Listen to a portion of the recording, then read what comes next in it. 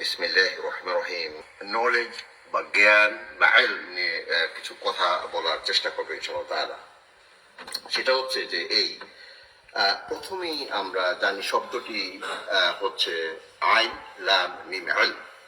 এই শব্দ থেকে এটা হচ্ছে রুট ওয়ার্ড, এখান থেকে বহু বহু শব্দ তৈরি হয়। আলিম, আল্লামা, ইয়ালামু।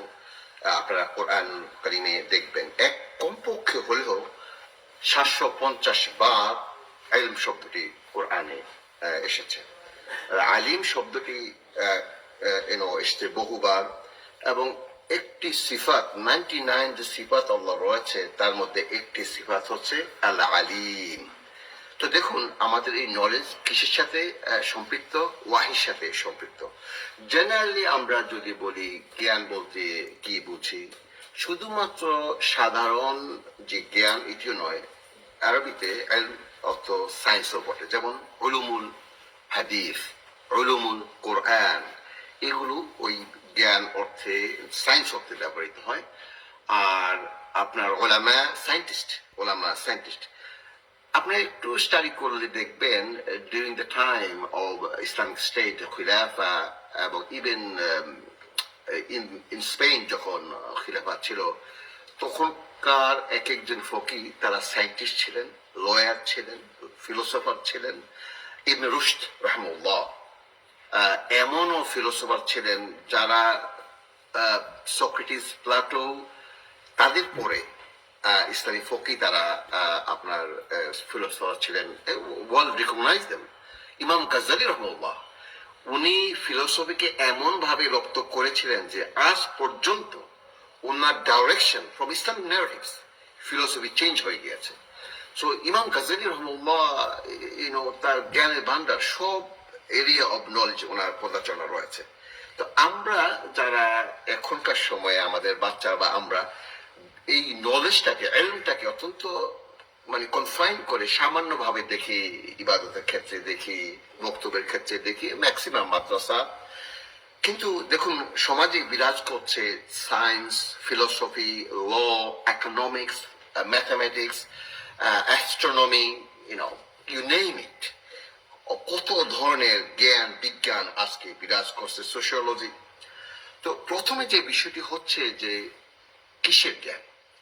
যে আল্লাহ সুবহানাহু ওয়া তাআলা আমাদেরকে তৈরি করেছেন, আমাদের প্রথম সোর্স হচ্ছে আল্লাহ সুবহানাহু ওয়া তাআলা। বিকজ আমরা প্রথমেই বিশ্বাস করি আমাদেরকে সৃষ্টি করা হয়েছে।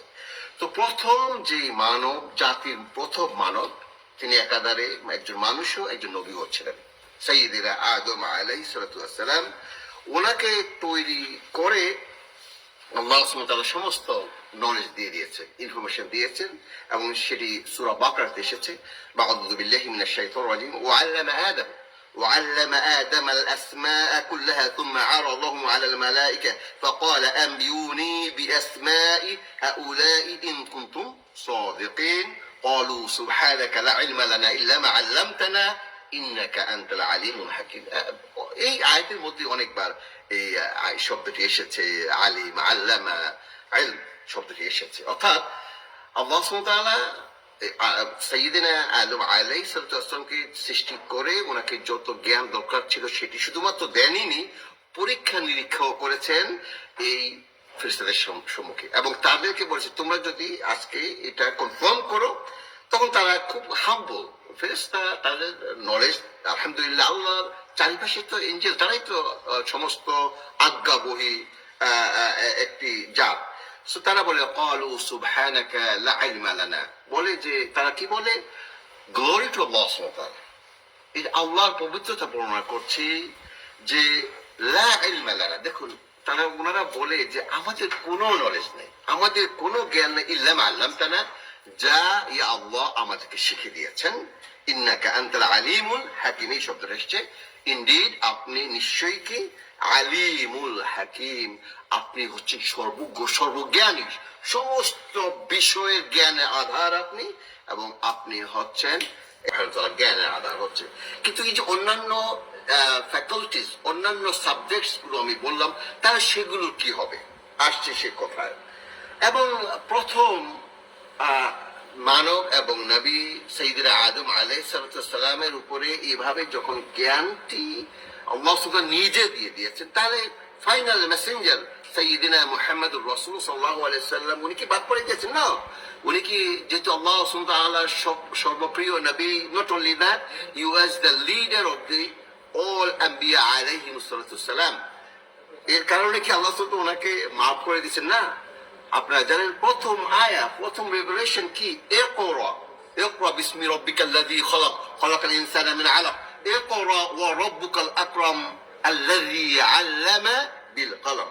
আপনি দেখেন এই কমান্ডটি আরো স্ট্রংলি এসেছে, এবং প্রথম কথা আল্লাহর পক্ষ থেকে প্রথম যে আয়াত ইকরা command, it is a very strong term as a command to Rasul sallallahu alayhi wa sallam, iqra bismi, এবং এই যে জ্ঞান আহরণ করবেন কার নামে? বিসমি রাব্বিকাল্লাযী খলাক, যে আল্লাহ আমাকে আপনাকে সারা এই বিশ্ব মহাব্রহ্মাণ্ড ইউনিভার্সেস গ্যালাক্সিস বিয়ন্ড সৃষ্টি করেছেন সেই আল্লাহর নামে।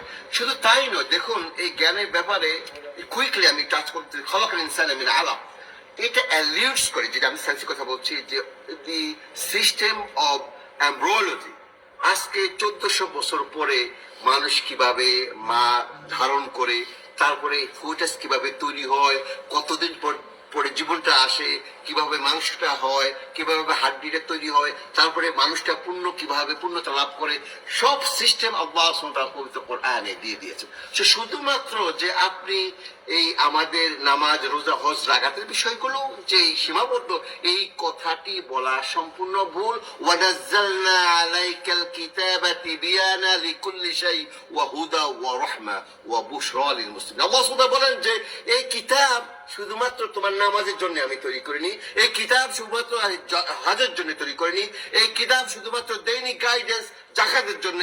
ওয়ানাজ্জালনা আলাইকাল কিতাবা তিবিয়ানা লিকুল্লি শাই, অর্থাৎ I reveal this book unto you, O Rasul sallallahu alaihi wasallam, for everything.